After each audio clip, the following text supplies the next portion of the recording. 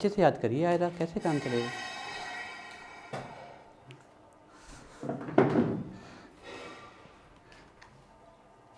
आप बताओ अंकित हमें।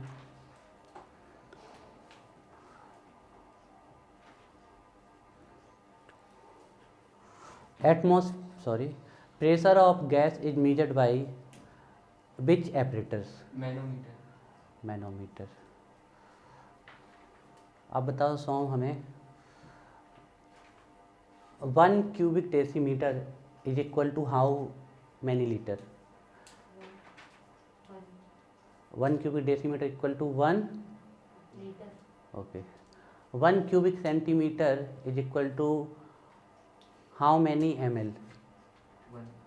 1. 1000 ml is equal to how many cubic centimeter? How many cubic centimeter? 10 to the power 6 cubic centimeter. 1000 ml equal to how? No, sorry sir. 1000 ml is equal to 1 cubic centimeter. 1000 ml equal to 1 cubic centimeter. 1000 cubic centimeter. 1000 cubic centimeter. Okay, डालिए heading.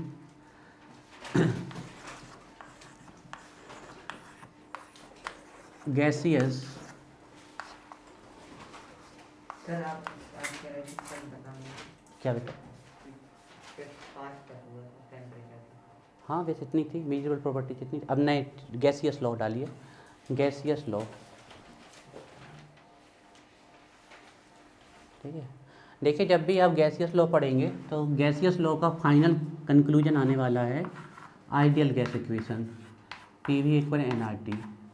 आप जितने भी gaseous law पढ़ने वाले हैं उन सभी gaseous law को मिला के लास्ट में एक इक्वेशन बनता है, वो कहलाता है आइडियल गैस इक्वेशन। जो तो आप अभी 4-5 गैसियस लॉ पढ़ेंगे जिसमें से 3 ही इसमें इन्वॉल्व होते हैं। तो ये आइडियल गैस इक्वेशन आप अपने माइंड में रखेंगे तो सभी गैसियस लॉ यहीं से आपके पूरे के पूरे सेट हो जाते हैं आपके, ठीक है। गेल-लुसाक्स लॉ भी है, आप पढ़ चुके हो फर्स्ट चैप्टर में, कहोगे तो दोबारा पढ़ा देंगे। एवोगैड्रो लॉ भी है, वो भी हम फर्स्ट चैप्टर में पढ़ चुके हैं, दोबारा भी पढ़ा देंगे क्योंकि कान्हा दोबारा पढ़ेगा। तो हाँ, बॉयल्स लॉ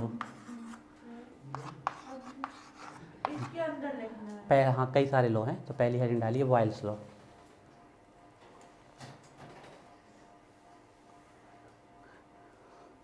तो देखो जो बॉयल्स लॉ होगा ना, इसको आप लोग बंटी लॉ भी कह सकते हो अपने तरीके में, क्योंकि सबसे ज़्यादा स्टूडेंट्स ये भूलता है कि कांस्टेंट क्या रखना है। तो बॉयल्स लॉ में ध्यान रखना कि कांस्टेंट क्या रखना है, टेम्परेचर रखना है। तो ये बंटी लॉ भी कह सकते हैं। तो ये क्या कहते हैं, अरे कहते क्या, ये तो रियल है ना, किसी भी गैस पे जितना प्रेशर डालोगे उसका वॉल्यूम उतना ही घटेगा ना, सही बात है कि नहीं है। अरे हम एक फुग्गा ले लें, उसको दबाते जाएं तो वॉल्यूम घटता जाएगा। इस कमरे में इतनी सारी गैस फैली हुई है, ऊपर से हम पिस्टन लगा दें, दबाते जाएं गैस कंप्रेस होती जाएगी, वॉल्यूम क्या हो जाएगा, घट हो जाएगा, है ना। ये एक कंटेनर है, इसमें गैस यहाँ तक भरी है, हम ऊपर से प्रेशर लगा दें तो बताइए वॉल्यूम क्या होता जाएगा। तो यही है बॉयल्स का law, this is the Boyle's law, ठीक है ना। कि इसमें इंपॉर्टेंट क्या रखना है, टेम्परेचर, है ना। टेम्परेचर के साथ मास भी कांस्टेंट होता है, ठीक है, लेकिन वो तो आपकी डेफिनेशन में लिख देंगे, मास कांस्टेंट रहता है। तो देखिए ये क्या कहते हैं कि क्योंकि टेम्परेचर कांस्टेंट रखना क्यों ज़रूरी है, क्योंकि तुम प्रेशर भी लगाओगे और नीचे से उनको गैस को गर्म करते जाओगे तो वो क्या होती जाएंगे, एक्सपेंड, प्रेशर को अपोज करेंगी। वो बात समझ में आ रही है। टेम्परेचर देने पर गैस क्या होती हैं, एक्सपेंड होती हैं और ज़्यादा फैलती हैं आपकी। तो आप प्रेशर लगा रहे हो, टेम्परेचर लगा रहे हो तो सही रिजल्ट नहीं मिलेगा, क्योंकि गैसेस एक अपोजिट प्रेशर भी लगा देगी। तो this is the Boyle's law. तो लिखिए according to this law, according to this law, at constant temperature, at constant temperature, at constant temperature, at constant temperature, at constant temperature, the volume of given mass of gas at constant temperature the volume of given mass of gas। देखिए मास भी constant हो गया कि नहीं, क्योंकि मास कैसा हो गया, गिवन दिया गया मास, तो जो मास दिया गया है वो दिया गया है तो क्या हो गया, कांस्टेंट हो गया। The constant temperature the volume given mass of gas is inversely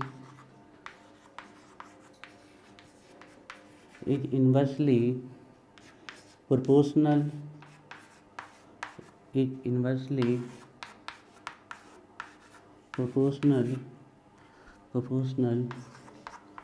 to its pressure।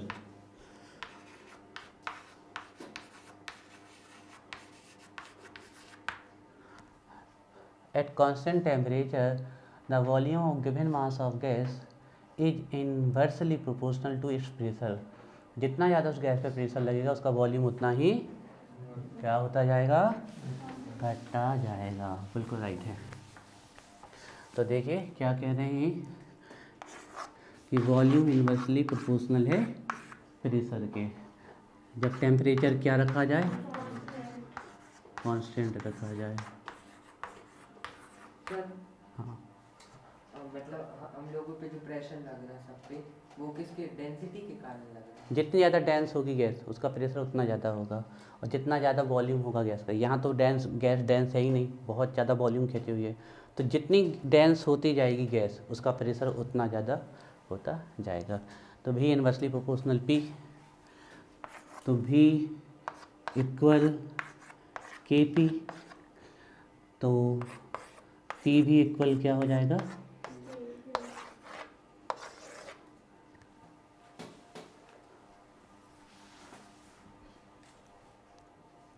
मतलब प्रोडक्ट ऑफ पी एंड भी ऑलवेज क्या आएगा, कांस्टेंट आएगा। देखते हैं, तो हम ये लिख सकते हैं कि P1 V1 इक्वल क्या होगा, P2 V2, और ये दोनों वैल्यू हमेशा क्या होंगी, K होंगी, मतलब क्या होगी, कांस्टेंट। इसको समझाते हैं। देखिए मान लीजिए प्रेशर 10 था तो वॉल्यूम 100 था, ठीक है। अब प्रेशर हमने 20 कर दिया तो वॉल्यूम कितना हो जाएगा, कितना हो जाएगा, कैसे देखें समझे। प्रेशर जब 10 था तो वॉल्यूम कितना था, 100। प्रेशर को दुगना कर दिया तो वॉल्यूम कितना हो जाएगा, कितना हो जाएगा, 50। समझ में आई बात, क्लियर। तो यहाँ कितना आ रहा, 1000, और यहाँ भी कितना आ रहा, 1000। तो पी और भी की वैल्यू हमेशा क्या आएगी, कांस्टेंट आएगी, क्योंकि प्रेशर बढ़ाओगे तो वॉल्यूम डिक्रीज होगा, वॉल्यूम बढ़ाओगे तो प्रेशर डिक्रीज होगा। तो प्रेशर P से P2 करोगे तो भी वॉल्यूम V से क्या हो जाएगा, V2, लेकिन ये वैल्यू हमेशा कैसी आएगी, कांस्टेंट आएगी।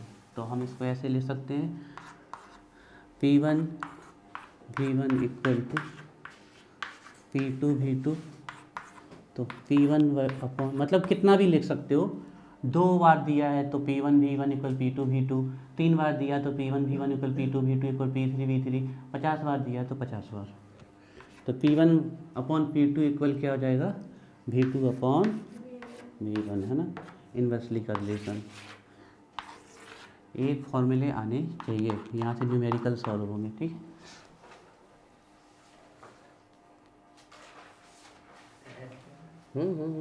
बेस्ट, हाँ देख सकते हो। ये ज़रूर लिख लो क्योंकि 2 में ही दिया जाएगा, तो ये फॉर्मूला बहुत इंपॉर्टेंट है।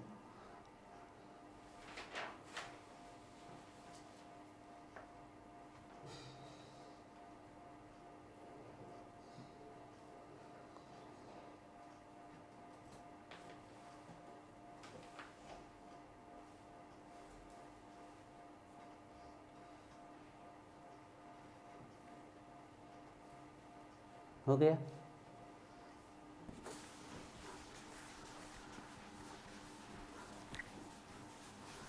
ना। अब डेंसिटी से रिलेशन देखते हैं, रिलेशन बिटवीन, अच्छा पहले ग्राफ बना देंगे, पहले डेंसिटी से, चलिए यहीं से कर, हेडिंग एंडिंग नहीं बनाते, सीधे इसको डेंसिटी से कर देते हैं, ठीक है। इसको भी प्रोपोर्शनल 1/p इस वाले को इक्वेशन फर्स्ट मान लो, इक्वेशन फर्स्ट मान लो, ठीक है। फ्रॉम इक्वेशन फर्स्ट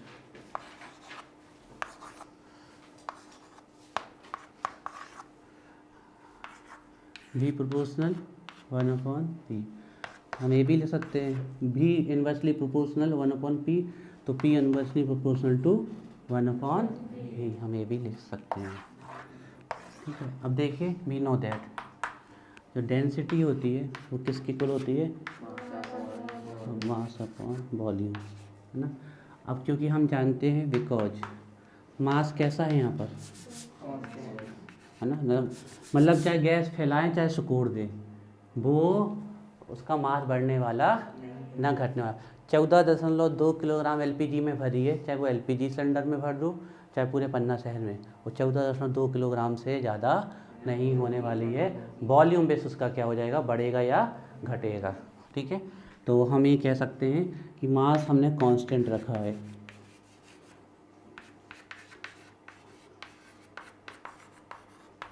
अगर मास कांस्टेंट है तो डेंसिटी को इफेक्ट कौन करेगा, वॉल्यूम, मतलब मास से कोई नहीं। तो हम कह देंगे कि जो डेंसिटी है वो सब किस पे डिपेंड होगी, 1/वॉल्यूम के। तो 1/V की जगह हम क्या रख सकते हैं, डेंसिटी। अब ये बात सही है कि गैस की डेंसिटी उतनी ज़्यादा होगी जितना ज़्यादा उस पर क्या लगा जाएगा, सही बात है। देखिए ये गैस यहाँ तक फैली हुई है, ठीक है। अब इस पर प्रेशर बढ़ाते जाओ तो ये और पास आती जाएंगी, पास आती जाएंगी, तो डेंसिटी क्या होती जाएगी, हाँ, डेंसिटी बढ़ती जाएगी, डेंसिटी बढ़ती जाएगी, प्रेशर बढ़ता जाएगा, वॉल्यूम घटता जाएगा। इस कमरे पे गैसेस पड़ी हुई हैं, हम इस पे प्रेशर लगाए ऊपर से, तो ये और नीचे आती जाएंगी, और नीचे और नीचे और नीचे नीचे, तो वॉल्यूम घटता जाएगा, डेंसिटी बढ़ती जाएगी। वो तो यहीं से क्लियर था ना, वॉल्यूम घटेगा प्रेशर से तो डेंसिटी क्या होगी, बढ़ेगी, क्योंकि डेंसिटी और वॉल्यूम का रिलेशन कैसा होता है, इन्वर्सली प्रोपोर्शनल का होता है। ये बात समझ में आई कि pressure directly proportional to density, जितनी ज़्यादा डेंसिटी होगी उतनी ही ज़्यादा उस गैस का प्रेशर होगा, या उल्टा बोलते हैं गैस के ऊपर जितना ज़्यादा प्रेशर होगा उसकी डेंसिटी उतनी ही ज़्यादा होगी। ये लिख लो इतना।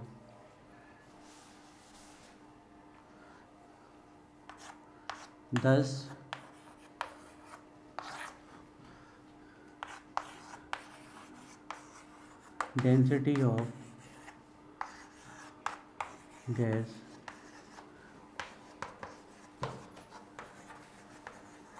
increases with increase in pressure।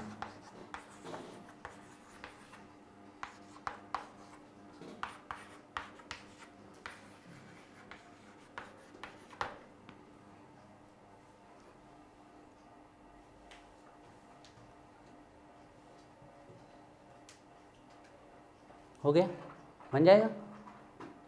अब ग्राफ बनाने हैं बहुत सारे। हम चाहें तो डेंसिटी के साथ एक रिलेशन बना सकते हैं, तो देखिए क्या बना सकते हैं हम, P प्रोपोर्शनल क्या है, D है ना, D डायरेक्टली प्रोपोर्शनल डेंसिटी। तो हम कह सकते हैं P/D इक्वल किसके होगा, K के, कांस्टेंट मान लो, है ना, या एक स्टेप और बढ़ा दो, तो P इक्वल KD के, तो P/D किसके इक्वल हो जाएगा, K के। मतलब P और D का हमेशा जो आपका डिवाइड करोगे, प्रेशर और डेंसिटी का जो डिवाइड आएगा वो हमेशा क्या आएगी, एक वैल्यू कांस्टेंट आएगी, है ना। तो हम इसको लिख सकते हैं hence P1/D1 equal to P2/D2।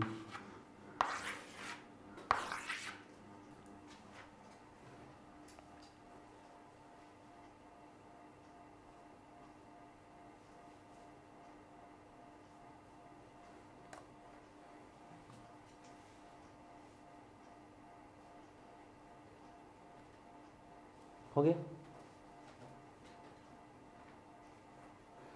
चलिए ग्राफ बनाते हैं।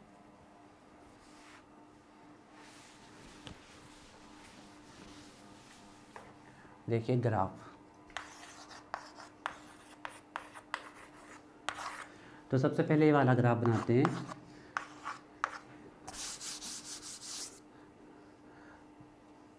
वॉल्यूम इनवर्सली प्रोपोर्शनल होता है प्रेशर के। तो ये ग्राफ सबसे पहले बनाते हैं। तो जैसे जैसे प्रेशर बढ़ेगा, प्रेशर आप किसी में भी ले लो, जो भी यूनिट आपको लेनी हो, वॉल्यूम आप किसी में भी ले लो, प्रेशर एटीएम ले लो, बार ले लो, लीटर, एटीएम, पास्कल ले लो, जिसमें भी आपको लेना हो, उससे कोई दिक्कत नहीं है। प्रेशर ले लो, वॉल्यूम किसी में ले लो, लीटर में, किसी में भी, ठीक है। तो प्रेशर बढ़ता जाएगा तो वॉल्यूम घटता जाएगा। तो प्रेशर आप बढ़ाते जाओगे तो वॉल्यूम घटता जाएगा। ये आपका पहला ग्राफ होगा प्रेशर वर्सेस वॉल्यूम का, ठीक है।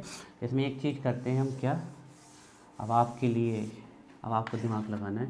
अच्छा, आपको पता है ये ग्राफ कब बना रहे हैं? जब टेम्परेचर क्या है, कांस्टेंट है। तो इस वाले कर्व के लिए तीन ग्राफ एक साथ मिक्स कर दिए हैं। यहाँ पर टेम्परेचर कितना कांस्टेंट होगा, T1। इस पूरे वाले में टेम्परेचर T2 और इस पूरे वाले में टेम्परेचर 3। अब आपको ऑर्डर लिखना है कि टेम्परेचर कौन ज़्यादा है कौन कम है, increasing decreasing order of temperature, ये क्वेश्चन आ जाते हैं।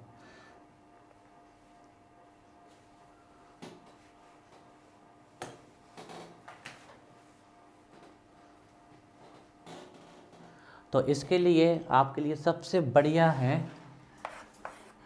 PV equal nRT। आप इसको सामने रखोगे कभी भी कोई ग्राफ गलत नहीं होगा। तो वॉल्यूम डायरेक्टली प्रोपोर्शनल किसके होता है? तो जहाँ वॉल्यूम बढ़ेगा वहाँ टेम्परेचर भी। तो देखिए सबसे ज़्यादा वॉल्यूम कहाँ है, यहाँ पर, तो सबसे ज़्यादा टेम्परेचर भी यहीं पर होगा। तो अगर हम यहाँ टेम्परेचर का ऑर्डर लिख दें तो सबसे ज़्यादा कौन होगा, T3, then T2, then T1। अब ऐसा रटना जाना एग्जाम में, हो सकता है वो उल्टा लिख दे, इसको 1 लिख दे, इसको 2 लिख दे, इसको 3 लिख दे। तो ऐसा नहीं कि हमें तो याद है T3, T2, T1, ऐसा नहीं, देख लेना है कि क्या लिखा होगा ना। तो आप PV बराबर nRT को जब भी साथ में लेके चलोगे तो आपका कभी भी ग्राफ गलत नहीं होगा। V और T से हमने पता कर लिया इसको।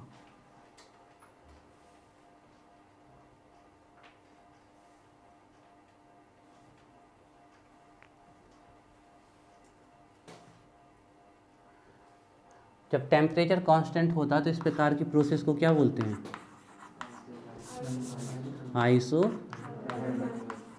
आइसोथर्मल। तो ये जो ग्राफ बनते हैं इनको बोला जाता है isotherm, they are the isotherm. Temperature constant पे जो ग्राफ बनाए जाते हैं उनको बोला जाता है आइसोथर्म।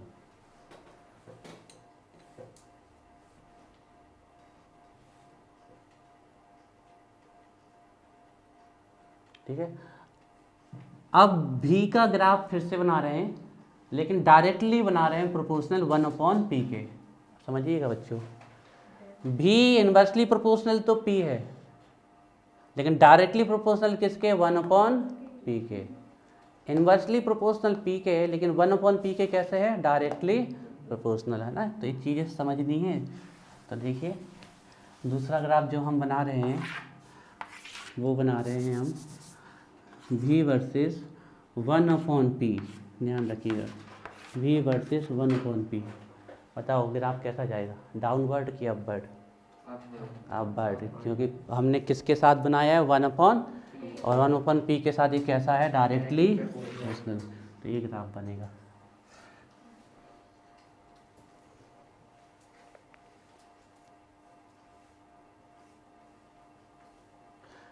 एक्चुअली में कभी भी जब भी आप गैसेस के केस में ग्राफ बना रहे हो तो इस लाइन को यहाँ पर डॉट डॉट करके बनाया जाता है। रीज़न बता सकते हो क्यों?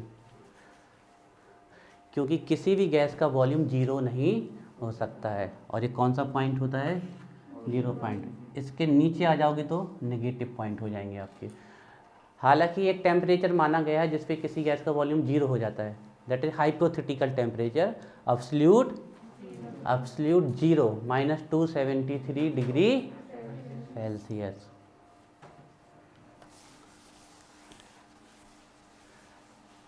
इसी ग्राफ को और थोड़ा सा मॉडिफाई करते हैं।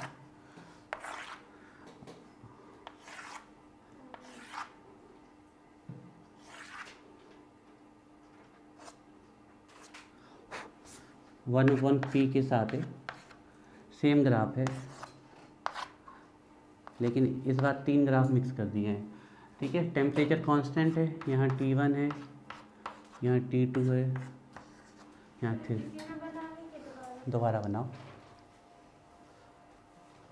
अब फिर से आपको बताना है कि सही ऑर्डर क्या होगा टेम्परेचर का।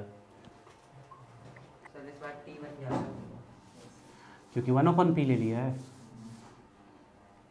हमने बताया था ना कि रिलेशन आपको हमेशा कहाँ से देखना है, PV बराबर nRT। वॉल्यूम और टेम्परेचर का रिलेशन देखो तो सबसे ज़्यादा वॉल्यूम कहाँ है, तो सबसे ज़्यादा टेम्परेचर भी कौन होगा आपका, T3 ही होगा। T3 greater than T2। यही सबसे बड़ी गलती होती है। उन्होंने देखा कि प्रेशर, आप ये देखो ना, ये किसके डायरेक्टली प्रोपोर्शनल, ग्राफ तो वही बनाया ना जो इसके पहले बनाया था। उस ग्राफ और जो इसके पहले ग्राफ बनाया था वो ग्राफ और ये ग्राफ दोनों सेम है। ये वाला ग्राफ की बात कर रहे हैं हम। इस ग्राफ में और इस ग्राफ में कोई अंतर है क्या, ये P के रेस्पेक्ट में था और ये 1/P के रेस्पेक्ट में है, तो वॉल्यूम तो वैसे ही जाएगा ना, तो वॉल्यूम में थोड़ी चेंज आ जाएगा। तो वॉल्यूम को हमेशा टेम्परेचर से कनेक्ट करना है आपको।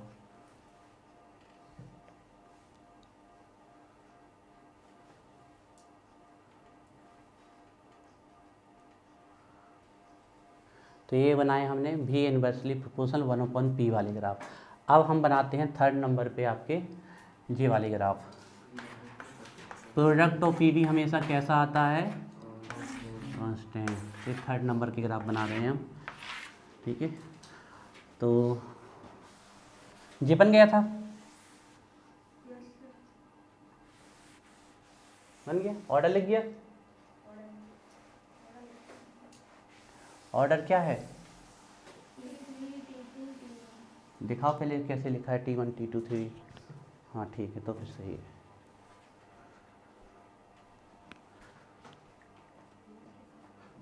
नहीं गलत नहीं लिखा, हम चेक कर रहे हैं, ठीक है। अब PV का हम ग्राफ बना रहे हैं, चाहे P के रेस्पेक्ट में बना लीजिए और V के रेस्पेक्ट में बना लीजिए। बताइए, downward, upward, continuous, straight line, क्या आएगी, स्ट्रेट लाइन, क्योंकि PV की वैल्यू क्या है, कांस्टेंट, मतलब चेंज नहीं होगा। तो PV के रेस्पेक्ट बनाओगे तो ये, तो यहाँ टेम्परेचर रखा है T1, यहाँ रखा है T2, यहाँ रखा है T3। अब फिर ऑर्डर बताना है, अच्छे से सोच लो इस बार क्या होगा इस बार अनुष्का सबसे ज़्यादा।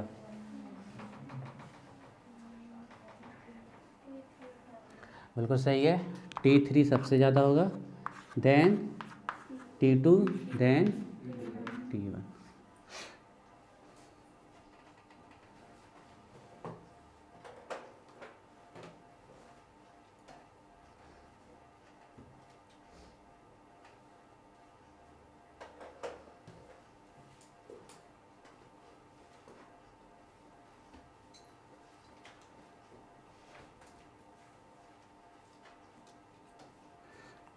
हेडिंग डालिए,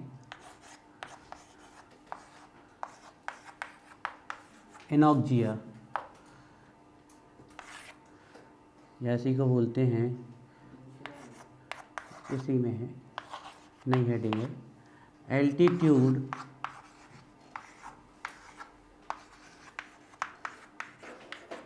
सिकनेस, एल्टीट्यूड सिकनेस या इसी को बोलते हैं एनॉक्जिया।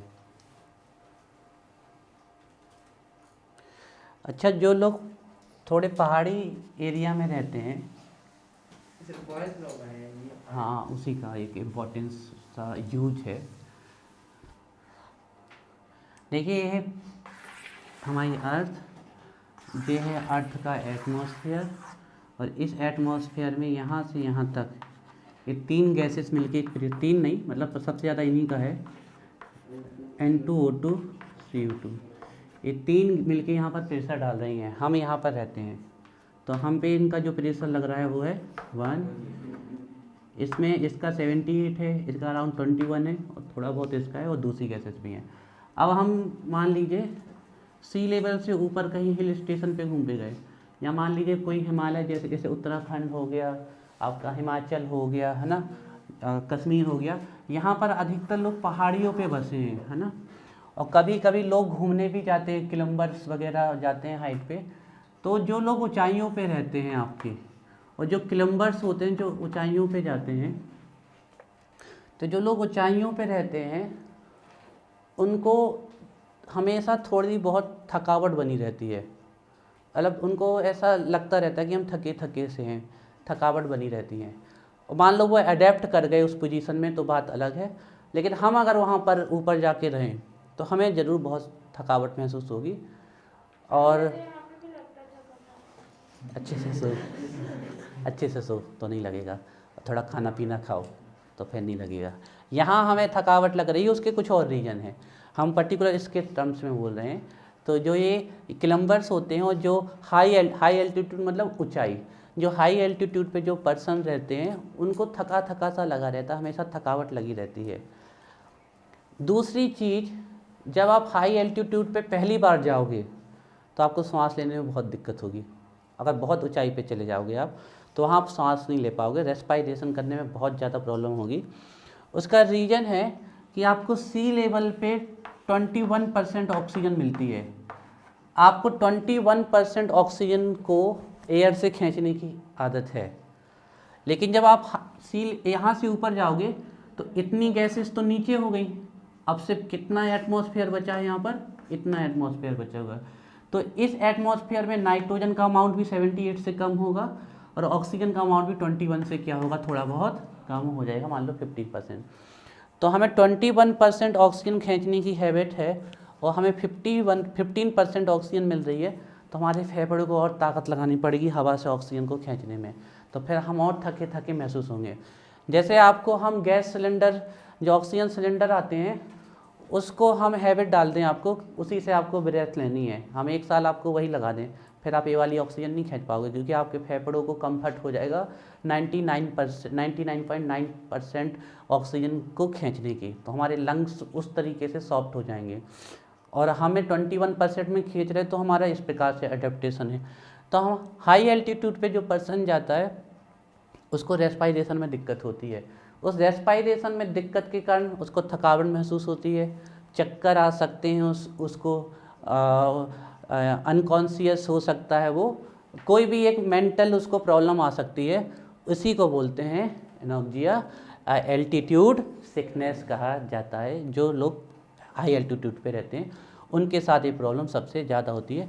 अब जो क्लाइंबर्स होते हैं, अब समुद्र के अंदर चलो सिलेंडर लेके जाते हैं, वो तो समझ में आता है, क्लाइंबर्स क्यों सिलेंडर लेके जाते हैं, क्यों, वो तो नेचर में जा रहे हैं तो वहाँ तो ऑक्सीजन है, उसका रीज़न यही है कि उनको वहाँ पर इतनी ऑक्सीजन नहीं मिलती, इसलिए क्लाइंबर्स भी ऑक्सीजन सिलेंडर को कैरी करते हैं। तो ये है रीज़न कि वाई क्लाइंबर्स कैरी ऑक्सीजन, क्योंकि वहाँ पर कंसंट्रेशन ऑक्सीजन का कम होता है, 21% से डिक्रीज होकर 15% आ जाता है, तो वहाँ पर ये रहते हैं। अब आप कहोगे सर ऑक्सीजन से थकावट का क्या कनेक्शन है? बहुत कनेक्शन है। जैसे आप बहुत तेज़ दौड़ोगे, फिर दौड़ने के बाद आप बहुत तेज़ सांस लोगे, बहुत गहरी गहरी सांस लोगे, आपका ये ऑक्सीजन हमारे न्यूरॉन्स को एक्टिव करती है, प्लस हमारी बॉडी की सेल्स को एनर्जी मिल गई जितनी चाहिए, उसके बाद अब उसको और एनर्जी चाहिए, लेकिन आप उस समय उसको फूड नहीं दे रहे, तो हमारे बॉडी में स्टोरेज मटेरियल होता है कार्बोहाइड्रेट का, ग्लाइकोजन, उस ग्लाइकोजन को टूटने के लिए ऑक्सीजन की ज़रूरत पड़ती है। तो आप खूब दौड़ रहे हो, आप थक गए, अब आपकी बॉडी की एनर्जी की डिमांड है, तो वो बहुत तेज़ी से, जितना आप दौड़ोगे, जितना आप थक जाओगे, उतनी तेज़ आप ऑक्सीजन लोगे, उतनी तेज़ी से आपकी एनर्जी जनरेट होगी और बॉडी में जाएगी। इसके बाद अगर स्टोरेज मटेरियल ग्लाइकोजन भी ख़त्म हो गया तो वह फिर आपके फैट को डिजॉल्व करना चालू कर देगी, फैट भी ख़त्म हो जाएगा तो फिर स्केलेटन को डिजॉल्व करना चालू कर देगी आपके। तो कुछ ये था इसकी कहानी, तो कहानी को पूरी करते हैं।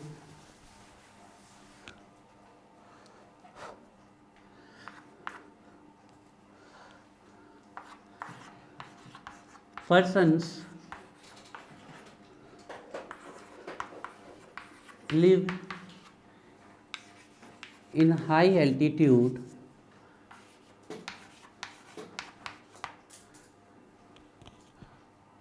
जिसको हाई एल्टीट्यूड की हिंदी ना पता हो, ऊंचे स्थान, ठीक है। Persons live in high altitude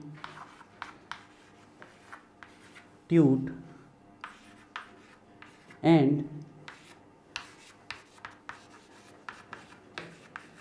climbers जो चढ़ाई करते हैं पहाड़ों पे, पर्सन्स लिव इन